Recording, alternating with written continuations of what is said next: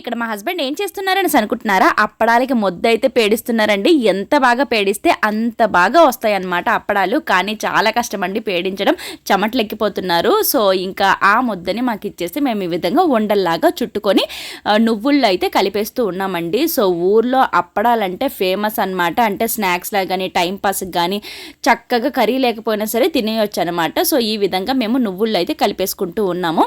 ఇంకా నేనైతే సున్నితంగా పాముతున్నాను కానీ ఆ విధంగా కాదులేండి, నేను వీడియో గురించి పాముతూ ఉన్నాను. సో ఇక్కడ చూడండి వాళ్ళు ఎంత ఫాస్ట్గా చేస్తున్నారు అంటే వాళ్ళకి అంత అలవాటు అనమాట.